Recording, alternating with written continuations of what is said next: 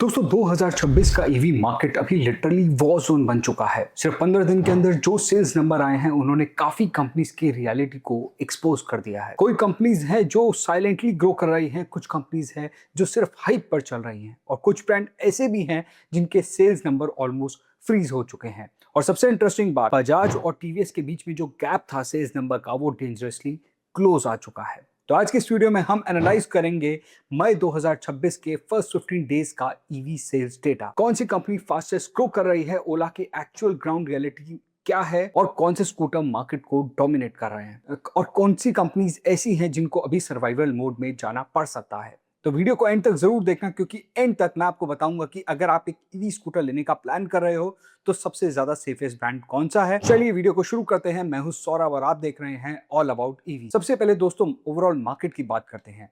मई 2026 के first 15 days की जो सेल्स ट्रेंड है वो लार्जली अप्रैल जैसा ही दिखता हुआ नजर आ रहा है। कोई मैसिव रीशफलिंग नहीं हुई है, बस कुछ इंपॉर्टेंट मूवमेंट्स हैं जो डेफिनेटली आपको नजर आने वाले हैं। और एक और चीज जो मार्केट को पुश कर रही है वो है दोस्तों पेट्रोल के प्राइसेस। यानी कि जब से पेट्रोल के प्राइसेस बढ़े हैं कई सिटीज में, तो जो ईवीज का ट्रेंड है वो अपवर्ड डायरेक्शन में दिखता हुआ नजर आ रहा है और इसका इम्पैक्ट जो है डायरेक्टली ईवी डिमांड पर दिख रहा है। स्पेशली फैमिली बायर्स जो अब तक रनिंग कॉस्ट को सीरियसली कैलकुलेट कर रहे थे और इसी वजह से अब वो ईवीज में शिफ्ट होते हुए नजर आ रहे हैं और इसकी वजह से एस्टैब्लिश्ड ब्रांड और ट्रस्टेड आफ्टर सेल्स नेटवर्क वाली कंपनीज को ज्यादा बेनिफिट मिलता हुआ नजर आ रहा है।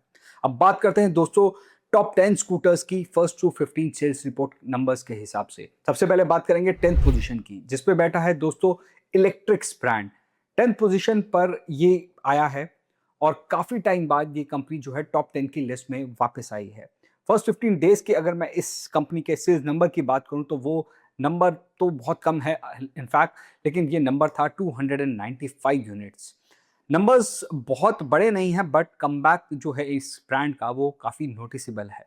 प्रॉब्लम क्या है कि ब्रांड विजिबिलिटी जो है वो काफी कम है, डीलर्स का जो नेटवर्क है वो लिमिटेड है और मार्केट में कंपटीशन अब एक्सट्रीमली एग्रेसिव हो चुका है। और आज सिर्फ प्रोडक्ट अच्छा होना इनफ नहीं होता, आपको चाहिए ट्रस्ट, सर्विस, चार्जिंग इकोसिस्टम, तीनों इक्वली इंपॉर्टेंट हो गए हैं। अब बात करते हैं दोस्तों नंबर 9 पोजीशन की, जिसपे बैठा है सिंपल एनर्जी। सिंपल एनर्जी का प्रोडक्ट जो है वो एंथुजियास्ट लोगों को पसंद आता है। परफॉर्मेंस अच्छी है, डिजाइन फ्यूचरिस्टिक है, रेंज क्लेम्स भी काफी कॉम्पिटिटिव हैं।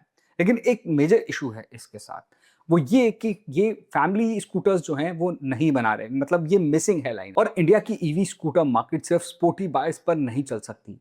Mass volume family oriented scooters भी आपको इक्वली इंपॉर्टेंट होते हैं और काफी डिमांड में, और इसी वजह से सिंपल एनर्जी के सेल्स नंबर स्टेगनेंट दिख रहे हैं। अगर मैं बात करूं फर्स्ट 15 डेज की तो इसमें इस ब्रांड ने बेचे हैं 566 यूनिट। अगर कंपनी जो है वो एग्रेसिवली फैमिली सेगमेंट को टारगेट करती है तो सेल्स नंबर में मेजर जंप आने वाले समय में दिख सकता है। बात करते हैं दोस्तों नंबर 8 पोजीशन की, जिसपे बैठा है बीगॉस। बीगॉस क्वाइटली मार्केट में सर्वाइव ही नहीं कर रहा बल्कि स्टेबल नंबर्स भी डिलीवर कर रहा है। कंपनी ने फर्स्ट 15 डेज में अराउंड 1132 यूनिट्स को सेल किया। ये नंबर सिंपल एनर्जी के लिए अगर कंपेयर किया जाए तो ऑलमोस्ट डबल है और इसका रीजन सिंपल है कि इनके जो स्कूटर्स हैं वो काफी प्रैक्टिकल स्कूटर्स हैं। इंडिया में आप देखेंगे तो मेजॉरिटी बायर्स जो हैं वो रिलायबिलिटी देखते हैं, कंफर्ट देखते हैं, सर्विस नेटवर्क देखते हैं और डेली यूजेबिलिटी भी देखते हैं, और बीगॉस एग्जैक्टली वही टारगेट कर रहा है।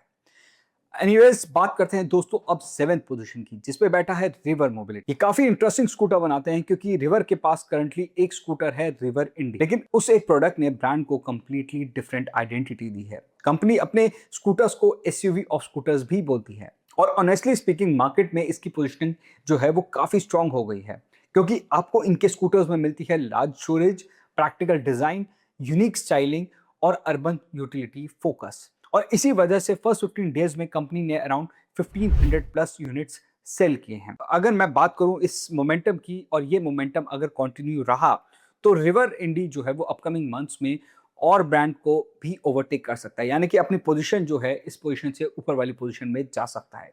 स्पेशली जब आप देख रहे हैं कि फ्यूल प्राइसेस इंक्रीज होने के बाद लोग प्रैक्टिकल ईवी स्कूटर्स जो हैं उनकी डिमांड जो है काफी तेजी से बढ़ती हुई नजर आ रही। अब बात करते हैं दोस्तों नंबर 6 पोजीशन की, जिसपे बैठा है Greaves ampere. Greaves electric mobility, और ऑनेस्टली स्पीकिंग दोस्तों ये कंपनी काफी टाइम से एक ही जोन में स्टक लग रही है। पहले लग रहा था कि ये ओला को एग्रेसिवली चैलेंज करेगी, लेकिन अब जो ग्रोथ मोमेंटम है वो काफी वीक दिखता हुआ नजर आ रहा है। फर्स्ट 15 डेज में कंपनी ने सोल्ड किए अराउंड 2825 यूनिट्स। मार्केट इवॉल्व हो रहा है, कंज्यूमर स्मार्टर हो गए हैं और अब जो बायर्स हैं वो सिर्फ अफोर्डेबिलिटी नहीं बल्कि ओवरऑल ओनरशिप एक्सपीरियंस भी देख रहे हैं।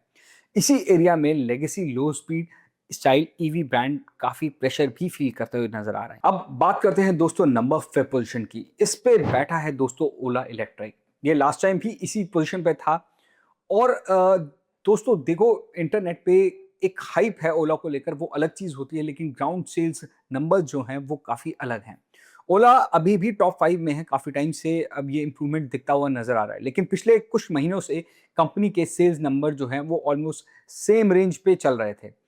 अब फर्स्ट 15 डेज में अगर मैं बात करूं मई के, तो ओला ने अराउंड 5595 यूनिट सेल की हैं।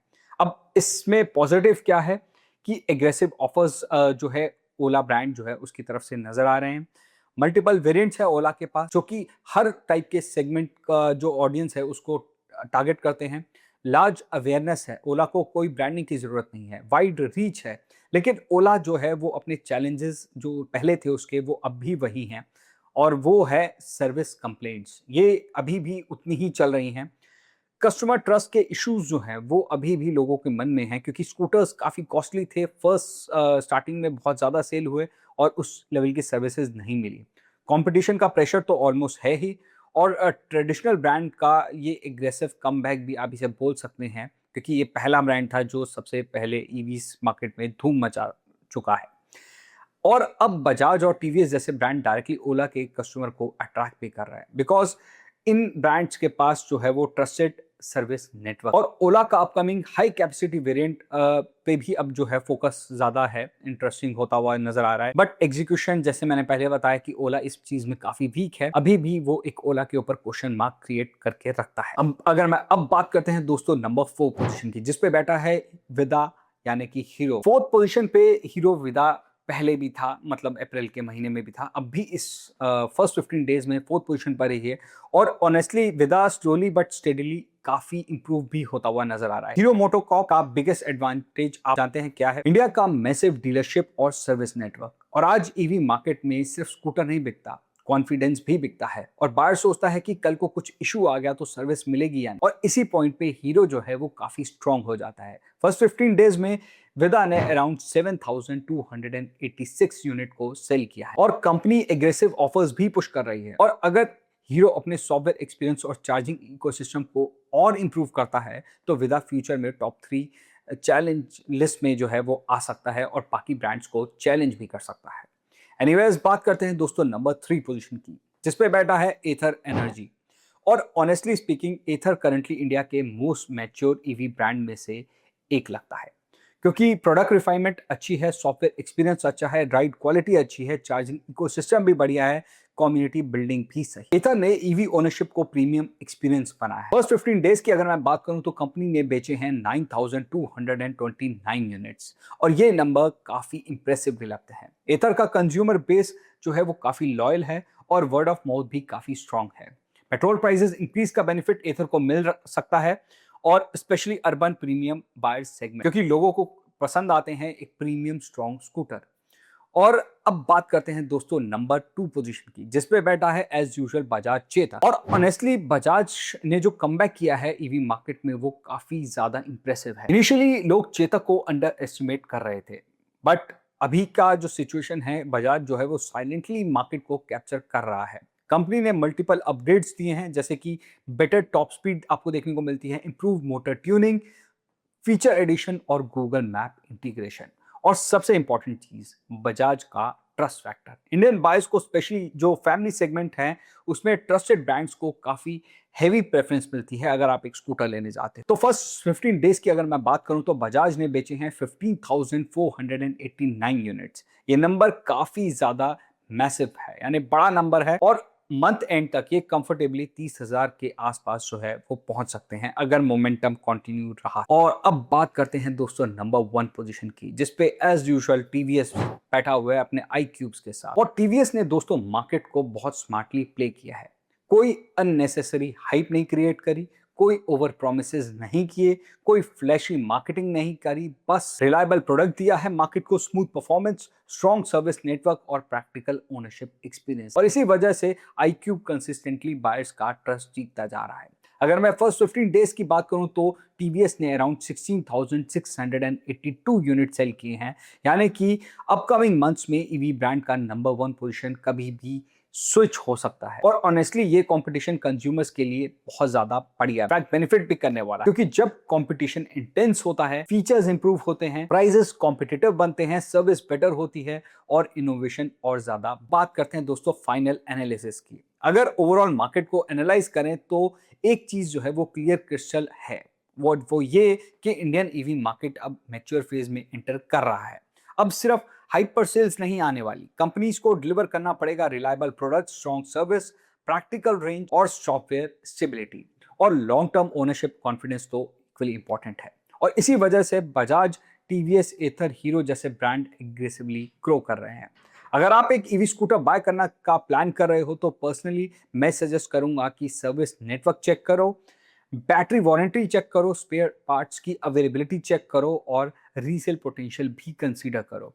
सिर्फ स्पेक्स देख के डिसीजन मत लो, रियल ओनरशिप एक्सपीरियंस जो है ईवीज के केस में वो बहुत ज्यादा इंपॉर्टेंट हो जाता है। अब आप लोग मुझे कमेंट में बताओ कि आपके अकॉर्डिंग नेक्स्ट 1 ईयर में इंडिया का ईवी स्कूटर किंग कौन बन सकता है, टीवीएस, बजाज या एथर?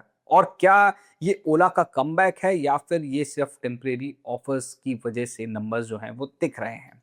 और दोस्तों अगर आपको ये वीडियो इन्फॉर्मेटिव लगा है, पसंद आया तो वीडियो को लाइक करो, चैनल को सब्सक्राइब करो। मिलते हैं आपसे नेक्स्ट वीडियो में, तब तक के लिए धन्यवाद।